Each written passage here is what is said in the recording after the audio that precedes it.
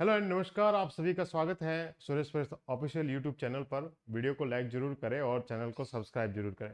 देखिए, quick revision series की शुरुआत कर रहे हैं, जिसमें हम जो है आपका बहुत फास्ट में जो है रिवीजन करवाने वाले हैं। और जो रिवीजन जो आपका होगा उसमें ये नहीं होगा कि कोई चीज़ छोड़ी जाएगी, लेकिन बहुत ही क्विक रिवीजन, बिना किसी अनाप शनाप बातों को ध्यान में रखकर जो है, ताकि एग्जाम पॉइंट ऑफ व्यू से जो है अगर आप कभी रिवीजन करने के लिए बैठे हैं या आपको बुक रिवाइज करनी हो तो जल्दी जल्दी जो है आपकी बुक ईओआरओ की जो है रिवाइज हो जाएगी। बिना कुछ देरी किए आज शुरू करते हैं राजस्थान नगर पालिका अधिनियम 2009। 2009 में जो है हम आज धारा 3 से लेकर जो धारा 10 है उसको हम क्विक रिवीजन के रूप में देखने वाले हैं। ये आपके सिलेबस की शुरुआत यहीं से होती है। आपको जो ईओआरओ वाले हैं उनको धारा 3 से ही पढ़ना है। तो इसमें क्या दे रखा है उसको हम सीधा शुरू करते हैं। देखिए, धारा 3 क्या कहती है। धारा 3 कहती है कि नगर पालिका का परिसीमन, डिलिमिटेशन ऑफ द म्युनिसिपैलिटी। नगर पालिका का परिसीमन का मतलब ये होता है कि नगर पालिकाओं का जो है एक तरीके से उसका निर्माण, जैसे अपने घर का निर्माण किस तरीके से होता है, उसकी शुरुआत कहां से होती है ना, उसकी बाउंड्री वगैरह जो हम तय करते हैं। तो नगर पालिकाओं का जो परिसीमन है वो धारा 3 के तहत राज्य सरकार करेगी। सबसे पहली बात यह है कि ये जिम्मेदारी किसको दी गई है, राज्य सरकार को दे रखी है। इसके लिए राज्य सरकार क्या करेगी, एक अधिसूचना जारी करेगी। बिना अधिसूचना, बिना नोटिफिकेशन के कुछ नहीं हो सकता है। राज्य सरकार एक अधिसूचना जारी करेगी और अधिसूचना जारी कर राज्य के किसी भी क्षेत्र को, राज्य के किसी भी गांव को, राज्य के किसी भी और किसी भूभाग को, पंचायत समिति को, उसको जो है एक नगर पालिका घोषित कर सकती है, या किसी नगर पालिका में कोई दूसरा क्षेत्र सम्मिलित कर सकती है, या किसी क्षेत्र को किसी नगर पालिका से अपवर्जित कर सकती है, या उसकी सीमा में परिवर्तन कर सकती है। धारा 3 जो है वो राज्य सरकार को 4 प्रकार की पावर देता है। 4 प्रकार की पावर देता है, ऑप्शन में आ सकती है। किसी क्षेत्र को नगर पालिका घोषित कर देती है कि भाई ये क्षेत्र जो है गांव था, अब इस गांव को आज से नगर पालिका घोषित कर दिया, घोषित कर सकती है। किसी एक नगर पालिका में कोई दूसरी नगर पालिका भी सम्मिलित कर सकती है, ठीक है ना। सम्मिलित, एक में दूसरी नगर पालिका सम्मिलित कर सकती है, एक नगर पालिका में दूसरा गांव सम्मिलित कर सकती है, एक नगर पालिका में 2 या 2 से अधिक गांव सम्मिलित कर सकती है, एक नगर पालिका में से किसी दूसरे क्षेत्र को अपवर्जित यानी कि वहां से हटा भी सकती है, और उसकी सीमा में, आज उसकी सीमा यह है, कल उसकी बाउंड्री को बढ़ा भी कर सकती है। ये धारा 3 जो है वो राज्य सरकार को इस बात का पावर देती है। अब धारा 3 में और भी कहा जाए, जब किसी क्षेत्र में किसी नई, जैसे मान लो कोई नई नगर पालिका घोषित की जाती है, तो जब भी कोई नई नगर पालिका घोषित की जाएगी तो वहां नए सदस्यों का निर्वाचन किया जाएगा। तो धारा 3 कहती है कि नए सदस्यों का निर्वाचन जो है वो नियत दिवस से 6 माह, नियत दिवस यानी कि जब उसकी घोषणा हुई है उससे 6 माह के अंदर अंदर जो है वो नए सदस्यों का आपको चुनाव करवाना है। अगर किसी क्षेत्र से किसी नगर पालिका को हटा दिया जाता है तो वहां के सदस्य भी हटे हुए माने जाएंगे उसी तारीख से। जो है, मान लो कोई एरिया है, मतलब क्या है कि नगर पालिका एक्ट जो है किसी व्यक्ति को निर्वाचन के बाद में जो है 5 वर्ष का समय दे देगी, 5 वर्ष तक वो सदस्य रह सकते हैं। मान लो इस नगर पालिका को जो है इसका विघटन ही हो गया, मान लो इस नगर पालिका को जो है वापिस किसी क्षेत्र से हटाकर इसको गांव घोषित कर लिया, तो वो सदस्य कहेंगे कि भाई हमारा तो अधिकार है, हम 5 साल तक रहेंगे। ऐसा नहीं है। जब किसी क्षेत्र को किसी नगर पालिका क्षेत्र से अपवर्जित किया जाता है, हटाया जाता है, तो उसके सदस्य भी जो है वो हट जाते हैं। जब किसी नगर पालिका की सीमा में परिवर्तन किया जाता है तो सीमा में परिवर्तन भी राज्य सरकार ही करती है, लेकिन कलेक्टर द्वारा या उनके द्वारा अपॉइंट कोई व्यक्ति है, वो जब उसका एक तरीके से वो जाएंगे और सीमा विमा को देखेंगे, और सीमा विमा को देखकर कलेक्टर साहब अनुशंसा करते हैं राज्य सरकार, और राज्य सरकार उस कलेक्टर साहब की अनुशंसा पर कितनी सीमा में परिवर्तन करना है वो राज्य सरकार करती है। जब किसी नगर पालिका को अस्तित्वहीन कर दिया जाता है तो उसके सारे जो दायित्व है, उसका जो सारा अधिशेष है वगैरह जो है वो राज्य सरकार में नीत हो जाता है। आज किसी नगर पालिका के पास में कोई फंड पड़ा है, कल उसको अगर उसको जो है उस नगर पालिका को अस्तित्वहीन कर दे कि भाई आज से आपका अस्तित्व नहीं है, तो वो फंड किसके पास में जाएगा, राज्य सरकार के पास में। या किसी नगर पालिका पर 5 लाख रुपए बकाया है, अगर वो नगर पालिका अस्तित्वहीन हो गई है तो बकाया कौन फिर देगा, चुकाएगा कौन, तो राज्य सरकार चुकाएगी। ये जो है धारा 3 इस बात का उल्लेख करती है। अब धारा 3 में 2-3 बातें, मैं इसमें एक नोटिफिकेशन ऐड कर रहा हूं जो आपके एग्जाम की दृष्टि से बहुत ही इंपॉर्टेंट है, हमने पढ़ा भी था। देखिए, नोटिफिकेशन है क्या। धारा 3 में तो केवल इतना ही दे रखा है, लेकिन इसके साथ में ये नोटिफिकेशन को भी ध्यान में रखना है, ठीक है। जब किसी गांव को नगर पालिका में शामिल किया जाता है, जब किसी गांव को, मान लो कोई एक नगर पालिका है जो पहले से अस्तित्व में है ए, अब यहाँ पर एक गांव है छोटा सा, अब इस गांव को जो है नगर पालिका में शामिल कर लिया, तो ऐसी कंडीशन में उस गांव में क्या क्या परिवर्तन होंगे, तो इसका रिजल्ट ये आएगा कि अब ये गांव गांव नहीं होगा, क्योंकि गांव तो नगर पालिका का क्षेत्र बन गया, तो अब वो गांव गांव नहीं रहेगा, अब उस गांव का नाम उस नगर पालिका के नाम से जाना जाएगा, ठीक है ना। वहां पर ग्राम पंचायत जो थी, वहां पर ग्राम पंचायत थी जहां पर सरपंच, उप सरपंच और वार्ड पंच थे, तो ग्राम पंचायत अपना काम करना बंद कर देगी। सरपंच, उप सरपंच और वार्ड पंच जो है वो अतिरिक्त मेंबर, जब तक उनका चुनाव नहीं कर दिया जाता है तब तक वो क्या माने जाएंगे, एडिशनल मेंबर, क्या माने जाएंगे, अतिरिक्त सदस्य जो है उस नगर पालिका के माने जाएंगे, ठीक है ना। उसके बाद में आप जैसे मान लो एक गांव, एक नगर पालिका में किसी गांव को सम्मिलित कर लिया, एक नगर पालिका में किसी गांव को सम्मिलित कर लिया। अब ये जो नगर पालिका के इस गांव के जो सरपंच, उप सरपंच और वार्ड पंच है वो अतिरिक्त सदस्य माने जाएंगे, क्योंकि अब इस सीटों को निर्धारित करना पड़ेगा, भाई नए सदस्य आ गए ना, तो जब तक नए सदस्यों को सीटें नहीं दी जाती, जब तक नए सदस्यों को सीटें नहीं दी जाती तब तक वो सदस्य जो है, ये वार्ड पंच, सरपंच और उप सरपंच जो है ये अतिरिक्त मेंबर है। लेकिन जैसे ही यहाँ पर सीटों का परिसीमन हो गया उस नगर पालिका में, तो फिर उनको जो है उस कंडीशन के हिसाब से जो है फिर उनको जगह दे दी जाएगी। वहां पर पंचायती राज अधिनियम 1994, देखो आपको सबको पता है ग्राम पंचायत में पंचायती राज अधिनियम काम करता है। पंचायती राज अधिनियम 1994 के तहत जो है वहां ग्राम पंचायतें काम करती है। अब वहां पर पंचायती राज अधिनियम उन गांव में काम नहीं करेगा, वहां पर क्या काम करेगा, राजस्थान नगर पालिका अधिनियम 2009, क्योंकि वो गांव गांव नहीं रहा है, अब वो गांव जो है वो नगर पालिका हो गया, ठीक है ना, ये ध्यान में रखना है। वहां पर जो है राज्य सरकार अब उस गांव को नगर पालिका में शामिल कर लिया है, तो हो सकता है राजस्थान नगर पालिका अधिनियम 2009 को जो है वहां प्रभावी ढंग से लागू करना है, तो राज्य सरकार उसके लिए नियम भी बना सकती है, ये भी आपको ध्यान में रखना है। इसके अलावा और भी 2-3 बातें ध्यान में रखनी है। जैसे आपके सवाल आ सकता है कि अगर किसी गांव को ही नगर पालिका घोषित कर लिया जाए, अब बुक में नहीं है वो, ये चीजें बुक में नहीं है, ठीक है ना, अब इसको समझिएगा और एग्जाम में थोड़ा डीप में जाएंगे, ठीक है ना। अब मान लो सर पहली कंडीशन तो समझ में आ गई कि भाई एक नगर पालिका है, उसमें अगर गांव शामिल कर लिया जाता है तो इस गांव के जो सरपंच, उप सरपंच और वार्ड पंच जो है इसके अतिरिक्त सदस्य माने जाते हैं। अगर शामिल कर रहे हो तो अतिरिक्त सदस्य माने जाएंगे। लेकिन सर मेरा तो गांव था, उस मेरे गांव को ही नगर पालिका घोषित कर लिया, अब गांव ही नगर पालिका हो गई, तो गांव ही नगर पालिका घोषित कर ली जाती है तो सरपंच जो है वो अध्यक्ष माने जाएंगे, ठीक है। सरपंच क्या हो जाएंगे, अध्यक्ष, उप सरपंच क्या हो जाएंगे, उपाध्यक्ष हो जाएंगे, और वार्ड पंच क्या है, वो सदस्य उस नगर पालिका के समझे जाएंगे। ये भी ध्यान में रखना है कि अगर किसी गांव कोई नगर पालिका घोषित किया जाता है तो वहां का अध्यक्ष कौन होगा, तो सरपंच वहां का अध्यक्ष हो जाएगा, ठीक है। और एक कंडीशन लेते हैं कि अगर अब गांव भी क्या है, एक पूर्ण ग्राम होते हैं, राजस्व ग्राम होते हैं, और कुछ छोटे गांव होते हैं, जैसे ग्राम पंचायत में 3-4 गांव भी हो सकते हैं, तो जो जहां पर ग्राम पंचायत होती है वो पूर्ण गांव माना जाता है। उस ग्राम पंचायत से जुड़े हुए जो और गांव होते हैं उनको आंशिक ग्राम माना जाता है, ठीक है ना, उनको क्या माना जाता है, आंशिक ग्राम। तो मान लो एक पूर्ण ग्राम है, एक पूर्ण ग्राम में है, उसमें आंशिक ग्राम शामिल कर लिया जाए। एक गांव है, इस गांव की अपनी क्या है, पंचायत है, इस गांव की क्या अपनी पंचायत है। अब इस गांव की पंचायत है तो इसमें एक सरपंच होगा ही होगा, एक उप सरपंच होगा ही होगा, एक वार्ड पंच होगा ही होगा, ठीक है। अब इस गांव के पास में 3-4 छोटे छोटे और गांव है। अब 3-4 छोटे छोटे और गांव है, इन गांवों के अपने सरपंच उप सरपंच नहीं है, क्यों, क्योंकि ये गांव जो है इसी ग्राम पंचायत से जुड़े हुए हैं, इसी ग्राम पंचायत से जुड़े हुए हैं। तो जहां पर ग्राम पंचायत है उसको पूर्ण ग्राम कहेंगे, क्या कहेंगे कि भाई वहां पूर्ण ग्राम है। जो ये छोटे छोटे गांव है उनको कहते हैं आंशिक गांव। मान लो एक पूर्ण ग्राम में एक आंशिक ग्राम मिलाकर उसको नगर पालिका घोषित कर लिया, एक पूर्ण ग्राम में एक आंशिक ग्राम को मिलाकर नगर पालिका घोषित कर लिया, तो ऐसी कंडीशन में क्या होगा, भाई सरपंच और उप सरपंच तो यही तो होते हैं पूर्ण ग्राम में, तो कोई याद रखने की जरूरत ही नहीं है कि भाई पूर्ण ग्राम का सरपंच होगा वो नगर पालिका का अध्यक्ष हो जाएगा, उप सरपंच होगा वो उपाध्यक्ष हो जाएगा, कोई बड़ी बात नहीं है, ठीक है ना, कोई बड़ी बात नहीं है उसमें, ये भी ध्यान में रखना। अब एक पूर्ण ग्राम में दूसरा पूर्ण ग्राम शामिल कर लिया जाए। अब एक नई कंडीशन, मान लो एक गांव है, इस गांव एक गांव है, यहां पर अपनी ग्राम पंचायत है। अब पंचायत है तो पूर्ण ग्राम है, तो इस पंचायत का भी एक सरपंच है, इसका भी एक उप सरपंच है, इसका भी अपना क्या है, वार्ड पंच है। एक और गांव है, ये भी पूरी ग्राम पंचायत है, इसका भी एक सरपंच है, इसका भी एक उप सरपंच है, और इसका भी एक वार्ड पंच है, ठीक है ना, वार्ड पंच है। अब इन दोनों को मिलाकर एक नगर पालिका बना दिया, तो ऐसी कंडीशन में क्या होगा, अब यहां पर तो सरपंच 2 जगह है, ठीक है ना, तो ऐसी कंडीशन में जिस ग्राम पंचायत की जनसंख्या अधिक है वहां का सरपंच जो है वो नगर पालिका का अध्यक्ष हो जाएगा।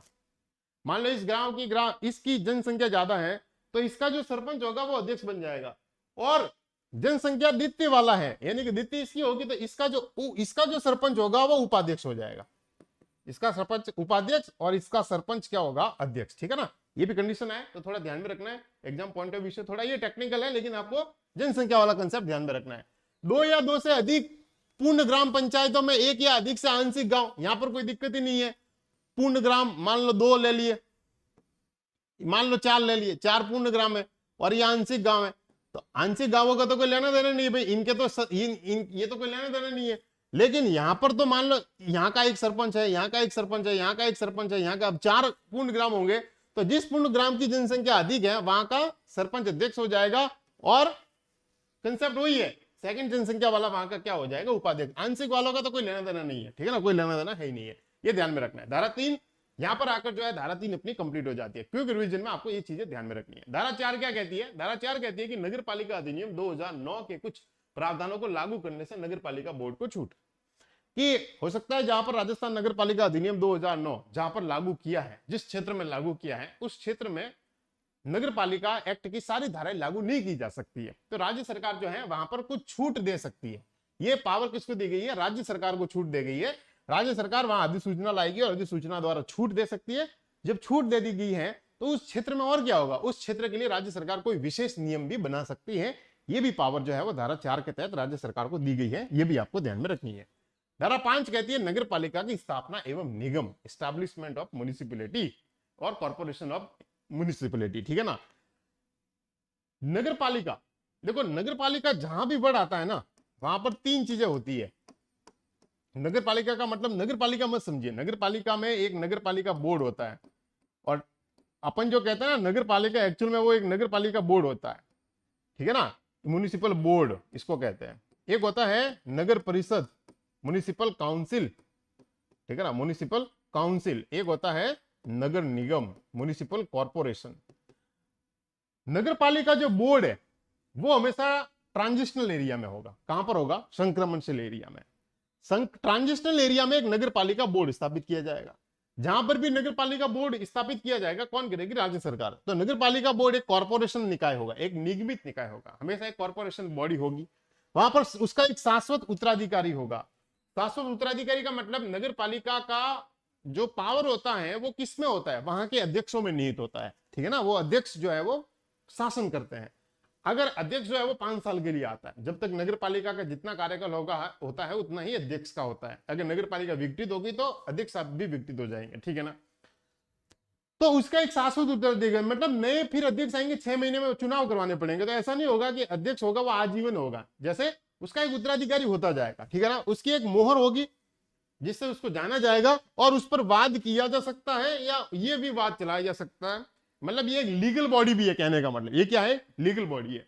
अब संक्रमणशील क्षेत्र में क्या हो जाएगा, नगर पालिका बोर्ड की स्थापना की जाएगी। मैंने आपको बताया था कि संक्रमणशील क्षेत्र होता क्या है, ट्रांजिशनल एरिया होता क्या है। राजस्थान सरकार ने 20/351 की अधिसूचना जो है, जो 19/2/2021 को आई है, उसमें संक्रमणशील एरिया, ट्रांजिशनल एरिया को डिफाइन किया है राजस्थान सरकार द्वारा, कि जहां पर जनसंख्या 10,000 हो या उससे अधिक हो, जहां की पॉपुलेशन डेंसिटी, जनसंख्या घनत्व 200 प्रति वर्ग किलोमीटर या उससे अधिक हो, जहां पर राजस्व प्राप्ति है, रेवेन्यू जो है जो उनको मिलता है वो 10% या उससे अधिक हो, जहां कृषि से भिन्न क्रियाकलाप, नॉन एग्रीकल्चर एक्टिविटीज या 10% या उससे अधिक हो, या वो जो आर्थिक महत्व या शहरी विकास से जुड़ा हुआ हो। 5 पैरामीटर है, 5 पैरामीटर हर जगह आएंगे, जनसंख्या, जनसंख्या घनत्व, राजस्व प्राप्ति, कृषि से भिन्न क्रियाकलाप और आर्थिक महत्व और शहरी विकास। तो ये जो पैरामीटर जहां सही बैठते हैं वो एक ट्रांजिशनल एरिया होता है। और उस ट्रांजिशनल एरिया में क्या किया जाता है, ट्रांजिशनल एरिया में जो है एक नगर पालिका बोर्ड की स्थापना की जाती है, ठीक है, ध्यान रखना। धारा 5 के तहत, धारा 5 के तहत और देखो, धारा 5 के तहत कहती है कि एक स्मॉलर अर्बन एरिया होता है, एक लघुतर निकाय होता है। उस लघुतर निकाय में नगर परिषद, म्युनिसिपल जो है काउंसिल स्थापित की जाती है, ठीक है ना। एक लघुतर निकाय में, एक स्मॉलर अर्बन एरिया में नगर परिषद स्थापित की जाती है। नगर परिषद भी जो है एक निगमित निकाय होती है, उसकी भी एक सामान्य मोहर होती है, उसका भी एक शाश्वत उत्तराधिकारी होता है, उस पर भी वाद किया जा सकता है या उसके नाम से वाद चलाया जा सकता है। अब एक और कंडीशन की भी, सर ये स्मॉलर अर्बन एरिया क्या होता है जहां पर नगर परिषद की स्थापना की जाती है। देखिए ये स्मॉलर अर्बन एरिया जो लघुतर शहरी निकाय होती है उसमें पैरामीटर वही है, जनसंख्या, जनसंख्या घनत्व, राजस्व, कृषि से भिन्न क्रियाकलाप और आर्थिक एवं शहरी महत्व की दृष्टि से जो है वो इंपॉर्टेंट है। जनसंख्या वहां पर 1 लाख या 5 लाख के मध्य हो, 1 से 5 लाख के मध्य हो। अगर जनसंख्या 1 से 5 लाख के मध्य नहीं हो तो वो एक जिला मुख्यालय होना चाहिए। आमतौर पर आपने देखा होगा कि लगभग प्रत्येक जिले पर सामान्य तौर पर एक नगर परिषद की, म्युनिसिपल काउंसिल की स्थापना की गई है। जैसे जालोर नगर परिषद, धौलपुर नगर परिषद, भरतपुर नगर परिषद है ना, भरतपुर तो नगर निगम हो गया, वो तो उसको अलग, ठीक है। जैसे आपका देखो सवाई माधोपुर नगर परिषद, तो वो क्यों, क्योंकि वो जिला मुख्यालय, अगर जनसंख्या वाला कंसेप्ट पूरा नहीं होता है तो जिला मुख्यालय है। वहां पर जनसंख्या घनत्व हो 500 प्रति व्यक्ति वर्ग किलोमीटर या उससे अधिक होना चाहिए। वहां पर राजस्व जो है, राजस्व 200 रुपए प्रति व्यक्ति या उससे ज्यादा होना चाहिए। कृषि से भिन्न क्रियाकलाप वहां पर 25% या उससे ज्यादा होना चाहिए, और वो भी एक आर्थिक और शहरी विकास की दृष्टि से महत्वपूर्ण होना चाहिए। अगर ये पैरामीटर पर वो सही बैठता है तो वो एक लघुतर शहरी निकाय है। अगर वो लघुतर शहरी निकाय है तो वहां पर एक म्युनिसिपल काउंसिल यानी कि नगर परिषद की स्थापना की जाएगी। अब धारा 4 में, और धारा 4 कहती है कि एक वृहत नगरीय क्षेत्र में, एक लार्जर अर्बन एरिया में, एक लार्जर अर्बन एरिया में एक नगर निगम, एक म्युनिसिपल कॉर्पोरेशन की स्थापना की जाएगी। म्युनिसिपल कॉर्पोरेशन भी एक शाश्वत, उसका भी एक शाश्वत उत्तराधिकारी होगा, उसकी भी एक मोहर होगी, उस पर भी बात किया जा सकता है, उसके नाम से बात चलाया जा सकता है, और वो भी एक निगमित कॉर्पोरेशन बॉडी होगी। अब ये वृहत नगरीय क्षेत्र क्या होता है? वृहत नगरीय क्षेत्र भी 5 पैरामीटर वाला होता है। यहां पर जनसंख्या कितनी हो, 5 लाख हो या उससे अधिक हो, या एक संभाग मुख्यालय हो। आपने देखा होगा कि अपने राजस्थान में 7 संभाग है, तो 7 संभाग है, तो 7 संभागों पर जो है आपने देखा होगा एक नगर निगम की स्थापना की गई है। जनसंख्या घनत्व वहां 1000 प्रति व्यक्ति वर्ग किलोमीटर या उससे ज्यादा होना चाहिए। वहां पर राजस्व जो है वो 500 प्रति व्यक्ति या उससे ज्यादा होना चाहिए। कृषि से भिन्न क्रियाकलाप वहां पर 50% या उससे ज्यादा होना चाहिए, और आर्थिक महत्व और शहरी विकास की दृष्टि से वो भी इंपॉर्टेंट क्षेत्र हो। वहां पर क्या स्थापित किया जाएगा? वहां पर नगर निगम की स्थापना की जाएगी। अब धारा जो हमने पढ़ी है धारा 5, धारा 5 में आपने देखा होगा कि नगर पालिका बोर्ड की स्थापना, नगर परिषद की स्थापना और नगर निगम की स्थापनाओं के बारे में कि इनकी स्थापना करेगी राज्य सरकार, लेकिन कहां करेगी तो उन्होंने पैरामीटर तय किए हुए हैं। लेकिन यहां पर इन्होंने ये भी कहा है कि दो जगह जो है नगर पालिका बोर्ड, नगर परिषद या नगर निगम की स्थापना नहीं हो सकती है। कहां पर? एक जो राज्यपाल आकार वाला, राज्यपाल आकार का मतलब जहां पर राज्यपाल के पावर में वो जो है, जैसे आपने देखा होगा कि जैसे जनजातीय क्षेत्र वगैरह होते हैं वो राज्यपाल के पावर में होते हैं, तो वहां पर एक नगर पालिका, नगर परिषद, नगर निगम की आप स्थापना नहीं कर सकते। या कोई औद्योगिक नगरी हो, कोई इंडस्ट्रियल एरिया हो, जैसे स्पेशल इकोनॉमिक जोन वाले, ये इंडस्ट्रियल एरिया है जिसको इंडस्ट्रियली हमें उसको डेवलप करना है, तो वहां कोई आप नगर पालिका, नगर परिषद या नगर निगम की स्थापना नहीं कर सकते, क्योंकि वो स्पेशली इंडस्ट्रियल एक सिटी के रूप में उसको डेवलप करने की कोशिश की जा रही है। लेकिन धारा जो है 5 आपकी ये भी कहती है कि राज्य सरकार जो है वो डेवलपमेंट अथॉरिटी, विकास प्राधिकरण की भी स्थापना कर सकती है। राज्य सरकार को लगता है कि कोई क्षेत्र पर्यटन, सांस्कृतिक या ऐतिहासिक, ठीक है ना, टूरिज्म की दृष्टि से, कल्चरल एक्टिविटी से और हिस्टोरिकल बैकग्राउंड की दृष्टि से अगर कोई इंपॉर्टेंट क्षेत्र है, तो वहां पर एक नगर निगम, नगर पालिका बोर्ड और नगर परिषद के साथ साथ पैरेलल जो है एक डेवलपमेंट अथॉरिटी भी जो है, डेवलपमेंट अथॉरिटी की भी स्थापना की जा सकती है। जैसे राज्य सरकार ने जेडीए, जयपुर डेवलपमेंट अथॉरिटी की स्थापना की है, जैसे जोधपुर डेवलपमेंट अथॉरिटी की स्थापना, जोधपुर विकास प्राधिकरण की भी स्थापना की है, ठीक है ना, अजमेर विकास प्राधिकरण की भी स्थापना की है। लेकिन यहां पर अपना एक अजमेर नगर निगम भी है, जोधपुर नगर निगम भी है और जयपुर नगर निगम भी है। इनके पैरेलल में यहां पर ये चल सकता है। इन तीनों की, इनकी स्थापना जो है वो पर्यटन, सांस्कृतिक, ऐतिहासिक दृष्टि से जो इंपॉर्टेंट होता है वहीं पर की जाती है। ये भी बहुत इंपॉर्टेंट धारा है, धारा आपकी 5। मुझे लगता है धारा 5 से जो है एक सवाल आपका बनना चाहिए ही चाहिए, क्योंकि बहुत इंपॉर्टेंट ये धारा है। धारा 6 क्या कहती है? धारा 6 कहती है नगर पालिका की संरचना। स्थापना हो गई है तो उसकी संरचना कैसे होगी? तो इसकी संरचना के बारे में राज्य सरकार जो है वो गजट में प्रकाशन करेगी, और गजट में प्रकाशन करके राज्य सरकार ये निर्धारित करेगी कि इसकी संरचना कैसी होगी। देखिए, किसी भी नगर पालिका बोर्ड, नगर परिषद या नगर निगम में 3 प्रकार के मेंबर होते हैं। कितने प्रकार के मेंबर होते हैं? 3 प्रकार के मेंबर होते हैं। एक मेंबर होते हैं जिनको कहते हैं, जिनका प्रत्यक्ष निर्वाचन होता है, जिनका क्या होता है? प्रत्यक्ष निर्वाचन होता है। और ये कौन होते हैं? ये नगर पालिका के वार्ड से आते हैं, और इनका निर्वाचन जो है वो जनता करती है। कौन करती है? जनता। नगर पालिका, नगर परिषद या नगर निगम में मिनिमम 13 वार्ड होते हैं, और मैक्सिमम वहां की पॉपुलेशन, वहां के एरिया को ध्यान में रखकर जो है वो राज्य सरकार निर्धारित करती है समय समय पर। अलग अलग क्षेत्र के लिए अलग अलग हो सकते हैं। एक मेंबर ऐसे होते हैं जिनका रिप्रेजेंटेशन होता है, जिनका प्रतिनिधित्व होता है, क्योंकि वो उस एरिया के एमएलए या एमपी है, इसलिए उनका रिप्रेजेंटेशन होना बहुत जरूरी है। ये कौन होते हैं? ये या तो एमएलए होते हैं या एमपी होते हैं, या एमपी होते हैं, या एमपी होते हैं। एमपी भले ही वो राज्यसभा से हो या लोकसभा से हो, ठीक है ना। एमपी मेंबर ऑफ पार्लियामेंट का मतलब राज्यसभा भी से आ सकता है, लोकसभा से भी आ सकता है। ये इनका रिप्रेजेंटेशन होता है, ठीक है ना। एक होते हैं जो नॉमिनेटेड होते हैं। क्या होते हैं? नॉमिनेटेड, जिनको कहते हैं नाम निर्दिष्ट। क्या कहते हैं? नाम निर्दिष्ट। नाम निर्दिष्ट जो होते हैं इनका चयन जो है वो सरकार करती है। कौन करती है? राज्य सरकार। ठीक है ना, कौन करती है? राज्य सरकार करती है। भाई देखो, ये इनका चयन जनता करती है।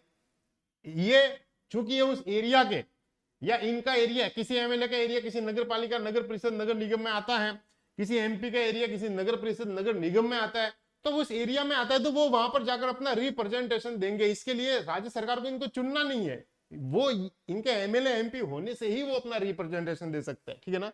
नाम निर्दिष्ट जो होंगे उनको राज्य सरकार नॉमिनेट करेगी। अब नगर पालिका जो बोर्ड है, नगर पालिका बोर्ड है, उसमें नाम निर्दिष्ट सदस्य होंगे 6। नगर परिषद जो है, नगर परिषद में होंगे 8, और नगर निगम जो होंगे, नगर निगम में होंगे 12। ठीक है ना। इनका नॉमिनेशन कौन करेगी? राज्य सरकार के। 3 प्रकार के मेंबर होते हैं। तो धारा 6 इसको कहते हैं संरचना, इसको क्या कहते हैं? स्ट्रक्चर। ठीक है ना। नगर पालिका, नगर परिषद या नगर निगम में, तीनों में इसी प्रकार का स्ट्रक्चर है। क्या कहता है? देखो, धारा 6 कहती है नगर पालिका की संरचना। राज्य सरकार राज्य पत्र में प्रकाशन कर निर्धारित करेगी कि नगर पालिका के सभी स्थान जो है वार्ड के रूप में निर्धारित किए जाएंगे। क्या निर्धारित किए जाएंगे? वार्ड के रूप में।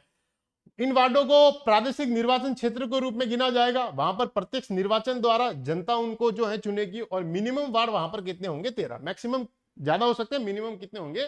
13 वार्ड होंगे। इसके लिए राज्य सरकार जो है, अगर मान लो किसी एरिया में 50 करने हो मैक्सिमम, तो राज्य सरकार इसके लिए भी अलग से नोटिफिकेशन लेकर आएगी। ठीक है ना, ये ध्यान में रखना है।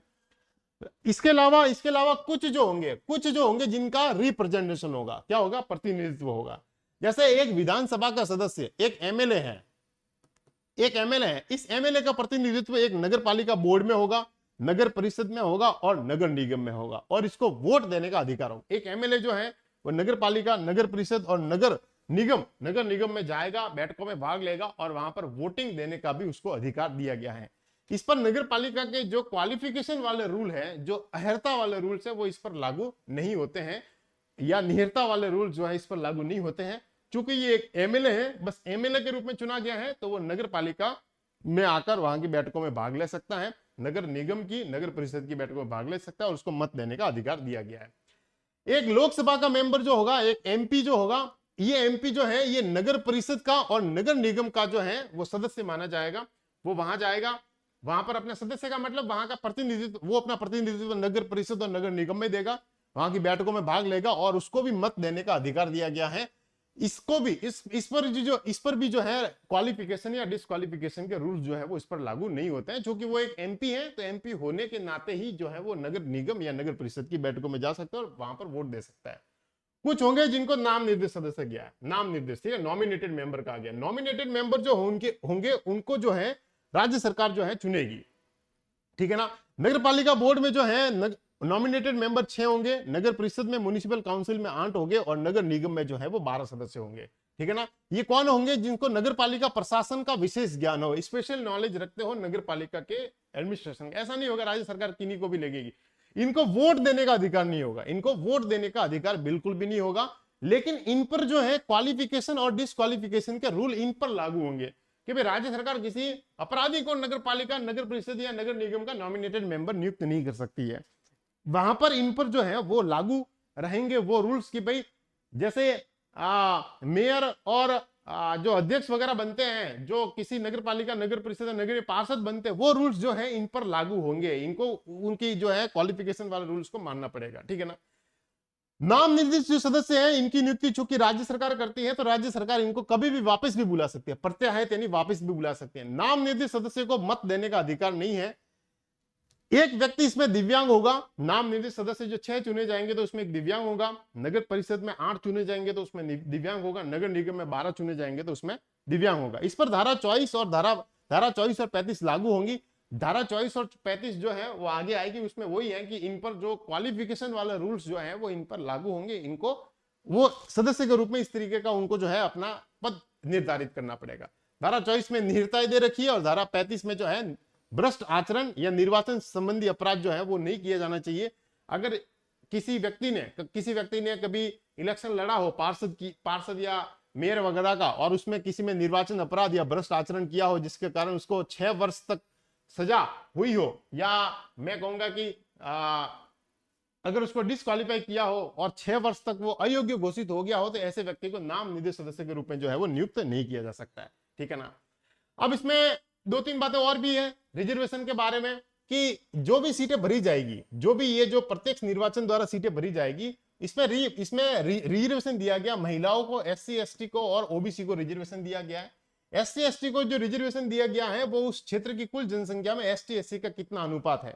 किसी एरिया में अगर एसटी एससी का अनुपात 40% है उसी हिसाब से अनुपात, उसी हिसाब से सीटें, किसी में 50% है तो उसी हिसाब से, किसी में 20% है तो उसी हिसाब से जो है सीटें आरक्षित की गई है, ठीक है ना। आरक्षण जो है पिछड़े वर्ग का आरक्षण जो है, ओबीसी का आरक्षण है, जहां पर भी एससी एसटी के आरक्षण से 50% से कम पड़ता है वह ओबीसी का आरक्षण निर्धारित किया गया है। यानी कि यह है कि एसटी एससी का रिजर्वेशन मैक्सिमम 50 माना गया है, ठीक है ना। उसमें जहां पर भी ओबीसी को आरक्षण कितना मिलेगा, तो एसटी एससी से जितना कम, मान लो किसी एरिया में एससी एसटी के लिए आरक्षण जो है वो 38% जो है एससी और एसटी का मिलाकर है, एससी और एसटी का मिलाकर कहीं पर 100 में से 38 सीटें जो है वो निर्धारित की गई है। तो ओबीसी को यहां पर कितना रिजर्वेशन मिलेगा, तो कहा कि 50 में से कम कितनी है, 50 में से 12 सीटें जो है वो कम पड़ रही है, तो कहा 12 सीटें वहां पर ओबीसी के लिए, ठीक है ना। लेकिन ओबीसी के लिए 21% आरक्षण, मैक्सिमम ओबीसी के लिए आरक्षण 21% निर्धारित किया गया है। ओबीसी 21% सीटों पर आ सकती है, लेकिन मिनिमम कितना होगा, तो मिनिमम जो है वो एससी एसटी का 50% से कितना कम पड़ता है वो ओबीसी के लिए रिजर्वेशन निर्धारित किया गया है। समय सीमा वही होगी जो भारतीय संविधान में लिखी गई है कि इनका रिजर्वेशन कितने समय के लिए रहेगा, ठीक है ना।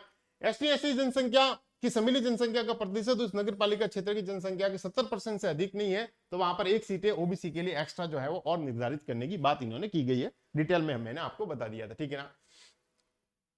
ये कि भाई जितनी भी सीटें हैं उसमें 50% सीटें जो है वो महिलाओं के लिए आरक्षित रहेगी, और ये सारा जो आरक्षण है वो चक्रानुक्रम में, यानी कि चक्रानुक्रम का मतलब ये होता है कि रोटेशन बेस पर जो है ये भरा जाएगा। एक बार एससी के लिए, एक बार एसटी के लिए, एक बार एससी मेल, एक बार एससी फीमेल, इस बार एससी मेल के लिए आई तो अगले बार एससी फीमेल के लिए आई, इस बार ओबीसी मेल के लिए तो अगले बार ओबीसी फीमेल के, रोटेशन बेस पर जो है वो भरा जाएगा। एक ही समय पर सभी वर्गों को रिजर्वेशन नहीं दिया जा सकता है।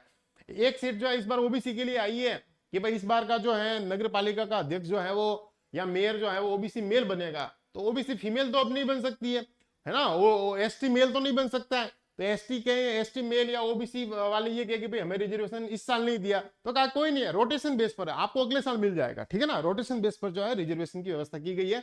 50% सीटें जो है इन सब में जो है 50% सीटें जो है वो महिलाओं के लिए आरक्षित की गई है, कि जो भी रिजर्वेशन दिया गया उसका भी 50% रिजर्वेशन जो है अपने अपने वर्ग में महिलाओं के लिए आरक्षित किया गया है, ठीक है ना। ये भी ध्यान में रखना है। धारा 7 जो है वो पदावधि, टर्म ऑफ ऑफिस के बारे में उल्लेख करती है कि नगर पालिका, नगर परिषद या नगर निगम की पदावधि कितनी होगी, तो उनकी प्रथम बैठक की तारीख से 5 वर्ष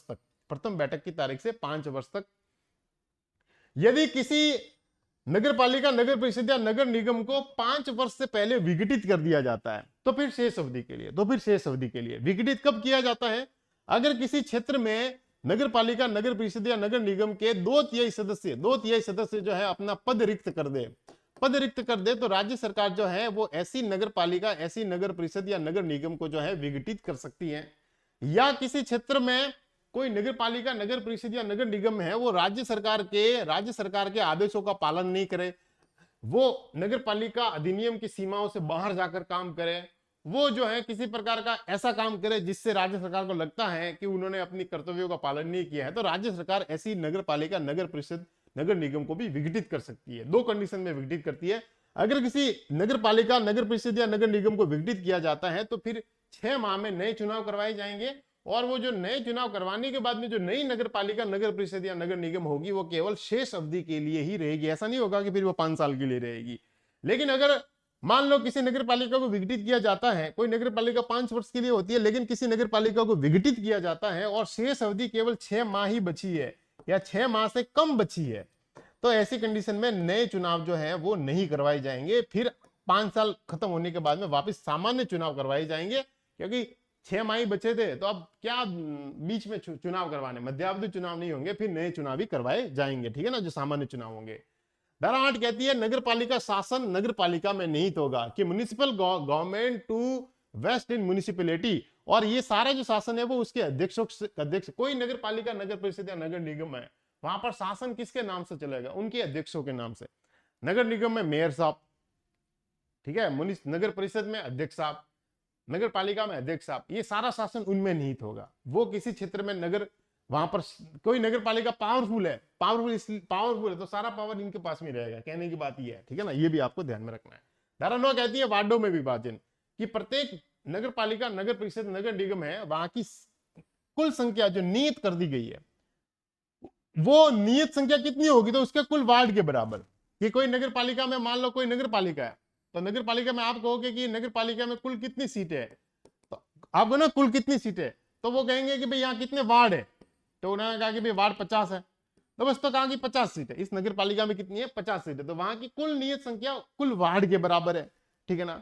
वार्ड का प्रतिनिधित्व जो है, वार्ड का प्रतिनिधित्व कैसे किया जाएगा, तो वार्ड की जनसंख्या के आधार पर और कुल जनसंख्या में उस वार्ड की जनसंख्या का अनुपात। मान लो किसी क्षेत्र में जो है, मान लो 1000 लोग रहते हैं, मान लो 1000 लोग रहते हैं, तो यहाँ पर कितने वार्ड होंगे, तो कहा कि यहाँ पर अपन पैरामीटर क्या ले कि भाई प्रत्येक वार्ड में अगर 100 लेने हैं तो 10 वार्ड हो जाएंगे। 10 वार्ड इसलिए क्योंकि 10 वार्ड यानी कि प्रत्येक वार्ड में 100 लोग आ जाएंगे, है ना, तो 1000 अपने पूरी जनसंख्या फुल। तो जो वार्ड निर्धारित किए जाएंगे वो उनकी कुल जनसंख्या और उस वार्ड की प्रत्येक जनसंख्या के साथ में अनुपात रख के जो है उन वार्डों का निर्धारित किया जाएगा, ताकि जनसंख्या वगैरह का जो है रेशियो इक्वल रह सके, ठीक है ना, ये भी आपको ध्यान में रखना है। धारा 10 कहती है वार्डों का अवधारण, डिटर्मिनेशन ऑफ वार्ड।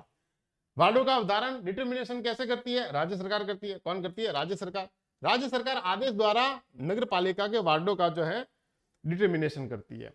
देखिए, सबसे पहले राज्य सरकार एक वार्ड का निर्धारण करेगी, फिर उस वार्ड की सीमा तय करेगी, फिर उस वार्ड में आरक्षण का निर्धारण करेगी, ठीक है ना, कि भाई एससी है, इस वार्ड से एससी, एसटी, ओबीसी, पहले भाई जो है रिजर्वेशन वार्ड है, नहीं देना है ना, तो उसमें सबसे पहले किसको देना है रिजर्वेशन, एसटी मेल से शुरू करना है कि एसटी फीमेल से शुरू करना है। इस बार एसटी मेल से किया है, तो फिर आगे तो रोटेशन बेस पर बनना पड़ेगा, चक्रानुक्रम में, तो अगला किसको देना है, तो सबसे पहले वार्ड का निर्धारण करेगी, फिर वार्ड की सीमा का निर्धारण करेगी, वार्ड संख्या 1 उसकी सीमा का निर्धारण कर दिया, वहां पर आरक्षण सबसे पहले किसको दिया जाएगा, उसके बाद में किसको, चक्र का वार्ड, फिर वहां महिला उम्मीदवार के लिए जो रिजर्वेशन है उसको नियत करेगी, फिर उस वार्ड का संख्यांकन करेगी। मान लो कोई, मैंने आपको बताया था कि कोई एरिया है, ये एरिया है, इस एरिया में मान लो जो है 13 वार्ड है, मिनिमम अपन 13 वार्ड ही लेते हैं, ठीक है ना, ये 1 2 3 4 4 4 8 ये 16 वार्ड है, ठीक है ना, 16 वार्ड है, तो इस 16 वार्ड में पहला नंबर इसका होगा कि पहला नंबर इसका होगा, तो कहा कि इसका संख्यांकन किया जाएगा उत्तर पश्चिम से। कहां से, उत्तर पश्चिम से।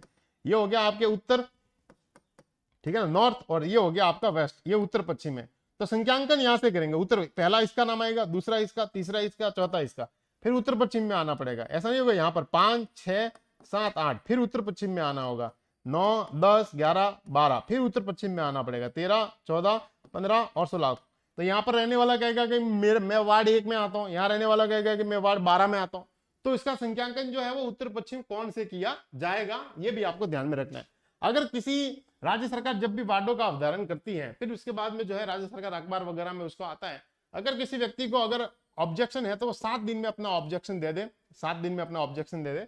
जब भी ऑब्जेक्शन देगी तो राज्य सरकार जो है उस ऑब्जेक्शन को मान भी सकती है और नहीं भी मान सकती है, ठीक है ना। और उसके बाद जब राज्य सरकार उसको दोबारा जो है क्या कहेंगे कि प्रकाशित करती है, तो उसके बाद में वो डिसीजन फाइनल होता है, राज्य सरकार का निर्णय जो है वो अंतिम होता है। तो क्विक रिवीजन सीरीज में जो है हमने धारा 3 से लेकर जो है धारा 10 तक जो है 3 से लेकर जो है धारा 10 तक को हमने डिस्कस किया। आई होप आपको समझ में आ गया होगा। और अगली क्लास में जो है अपन धारा 11 से लेकर आगे धारा 25 तक जो है अपन डिस्कस करेंगे। आप सभी का आभार, धन्यवाद। वीडियो को लाइक जरूर करें, चैनल को सब्सक्राइब जरूर करें। राजस्थान पॉलिटी की किताब जो है वो आपके लिए आ गई है, ईओ आरओ आरएस वाले सब जो है उस किताब को देख सकते हैं। बड़ी शानदार तरीके से लिखी गई है, जो भी एग्जाम की आप तैयारी कर रहे हो। मेरे नाम से ये सुरेश राजपुरोहित से सोमवार तक पूरे राजस्थान में अवेलेबल हो जाएगी, आज जयपुर में अवेलेबल हो चुकी है। आप सभी का आभार। वीडियो को लाइक जरूर करें और चैनल को सब्सक्राइब जरूर करें।